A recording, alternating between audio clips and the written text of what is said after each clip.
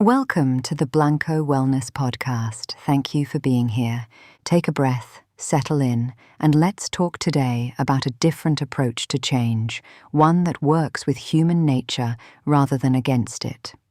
When most people decide they want to improve their health or shift a habit that is not serving them, the first question they ask is some version of this. What do I need to stop? What should I eliminate, restrict, cut out, white-knuckle my way past? This framing is so instinctive that most people never question it.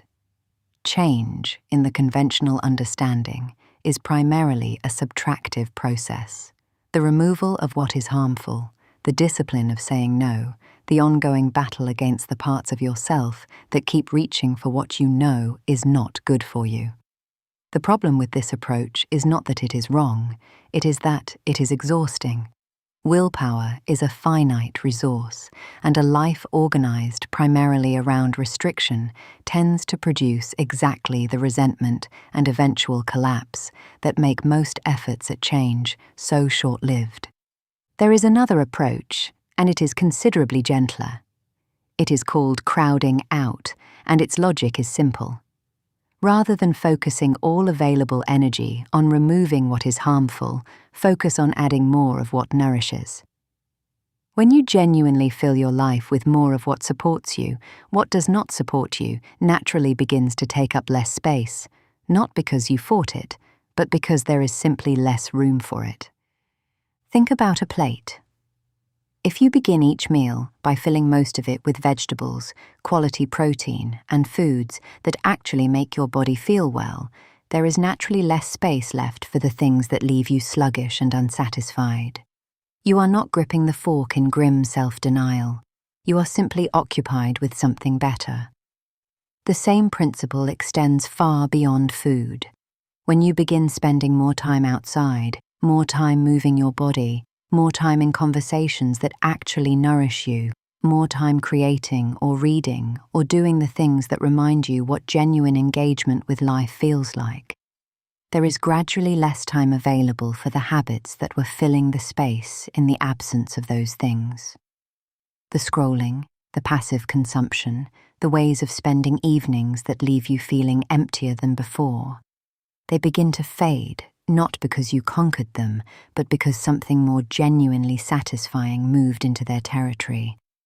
This matters because many of the habits people are most desperate to change are not causes. They are symptoms. Overeating in the evenings is often the symptom of sustained stress with no other outlet. Hours lost to social media is often the symptom of loneliness that has no other address.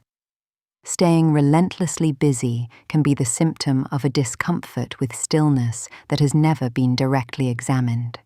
When the underlying need is identified and met, through genuine nourishment, genuine connection, genuine rest, the symptom tends to lose its grip.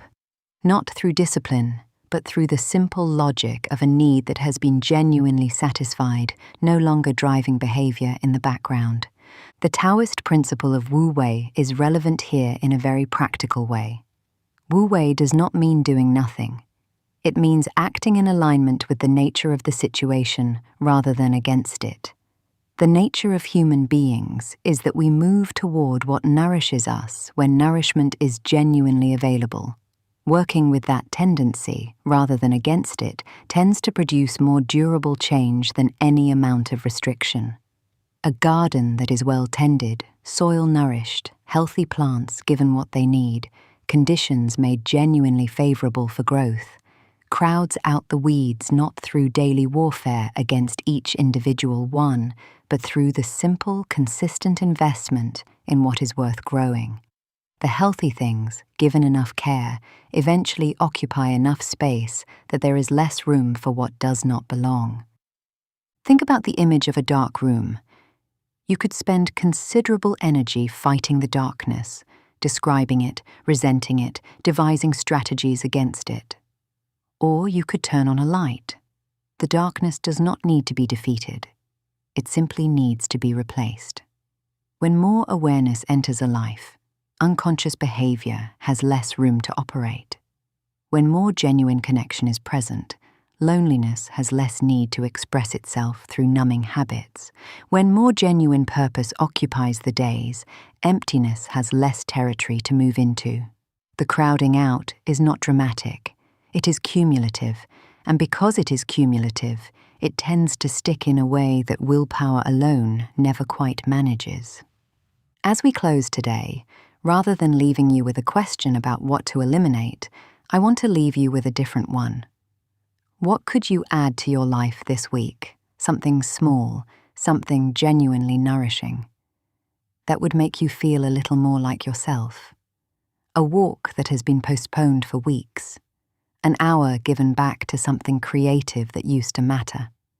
A conversation with someone whose company leaves you feeling better rather than worse. More sleep taken without guilt. A meal eaten slowly with genuine attention. None of these things require the removal of anything.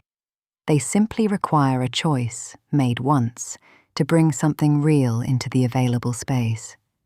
Because sometimes the most lasting change does not come from fighting what you do not want. It comes from filling your life with enough of what you do want that everything else quietly, gradually, begins to lose its hold. Thank you for being here with me today. Until next time, be well.